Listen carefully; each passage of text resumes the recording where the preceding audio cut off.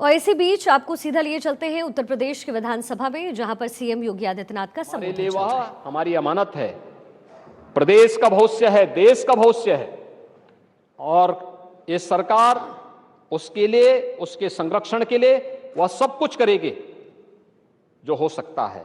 हम लोग लड़े, अंतर विभागीय समन्वय, बेहतर प्रबंधन, रिजल्ट हमारे सामने, इंसेफ्लाइटिस पूरी तरह समाप्त। मलेरिया के मामले न्यूनतम स्तर तक लाने में हमने सफलता प्राप्त की। डेंगू पर प्रभावी नियंत्रण करने का काम किया है। कालाजार और चिकनगुनिया को प्रभावी नियंत्रण करने का काम किया है। और कोरोना के बारे में तो कहना ही क्या, कोरोना तो पूरी तरह समाप्ति है। महोदय, हम रिजल्ट को फोकस करते हुए कार्य कर रहे हैं। ये लोग हवा में तीर छोड़ने का काम करते थे। इनके पास फुर्सत ही नहीं थी, इनको जानने की फुर्सत ही नहीं थी। इंसेफ्लाइटिस से बच्चे तड़पते थे, कोई पुरसाहाल नहीं था, कोई पूछता नहीं था। और उस समय महोदय जिस प्रकार की स्थितियां थी वो किसी से छुपी हुई नहीं है। Advance life support ambulance Bharat सरकार इसमें 250 उत्तर प्रदेश को देना चाहती थी, लेकिन सपा की सरकार ने नहीं दिया। 2017 में जब हम लोग आए, हम लोगों ने फिर उस योजना को प्रदेश के अंदर लागू किया। प्रदेश के अंदर हेल्थ एटीएम की सुविधा को हम लोगों ने प्रदेश के अंदर प्रभावी ढंग से लागू करने का काम किया है।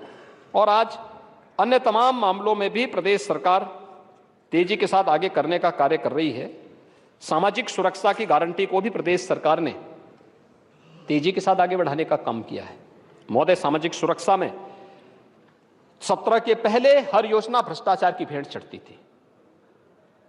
हर योजना, विकास का पैसा यहां किसी लाभार्थी के लिए जाता था, बंदर बांट शुरू होता था।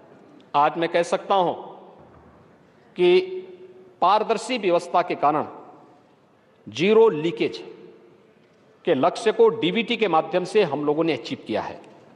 और आज इसी का परिणाम है कि प्रदेश के अंदर आवास की योजना हो, पेंशन की हो, छात्रवृत्ति की हो, प्रोक्यूरमेंट की हो, बच्चों के चाहे वह यूनिफॉर्म का हो, स्टेशनरी का हो, या फिर किसी भी अन्य लाभार्थी परक योजना का लाभ डीबीटी से देने का परिणाम क्या है कि प्रदेश के अंदर हम लोग 54,50,000 गरीबों को एक एक आवास देने में सफल हुए हैं।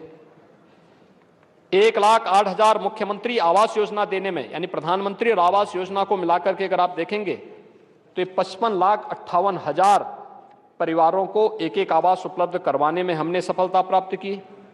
ग्रामीण क्षेत्र में 2,61,00,000 परिवारों के घर में शौचालय बनाने का काम भी डीबीटी के माध्यम से दिए गए पैसे के माध्यम से संपन्न हुआ है। निराश्रित महिला पेंशन, दिव्यांगजन पेंशन और वृद्धावस्था पेंशन, लगभग 1 करोड़ परिवारों को 1,000 रुपये हर त्रैमासिक उनके खाते में डीबीटी के माध्यम से पैसा जाता है। उनको कहीं दौड़ धूप करने की आवश्यकता नहीं पड़ती है।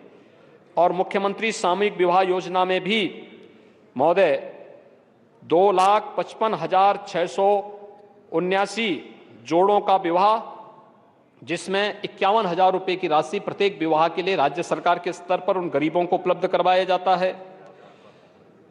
इसके अलावा शादी अनुदान के लिए 3,85,514 लाभार्थियों के लिए भी अलग से धनराशि दी गई है। और पहली बार स्ट्रीट वेंडर के लिए पीएम स्वनिधि योजना में भी प्रदेश के 10,33,000 स्ट्रीट वेंडर को 1,190 करोड़ रुपए का ऋण वितरण का काम भी प्रदेश के अंदर पहली बार हुआ है। स्ट्रीट वेंडर, पटरी व्यवसायियों के लिए भी सरकार के स्तर पर जो कार्य हुआ है।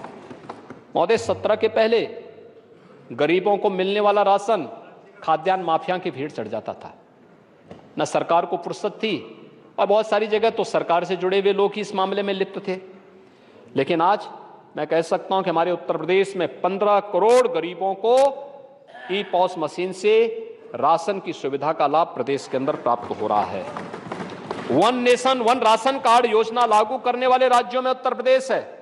अगर उत्तर प्रदेश का कोई कामगार किसी भी जिले का है, अगर वह इस जिले का है, किसी एक जिले का है, और वह उत्तर प्रदेश के बाहर किसी अन्य राज्य में गया है, तो उत्तर प्रदेश के राशन कार्ड से वहां भी वह राशन ले सकता है।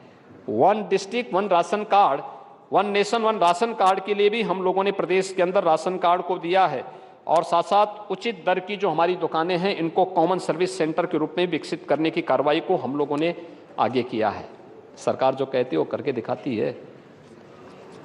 1,75,00,000 उज्ज्वला योजना के लाभार्थी जिनको प्रधानमंत्री जी ने फ्री में उज्ज्वला योजना के सिलेंडर दिए थे, ये लोग पिटवाते थे उन गरीबों को।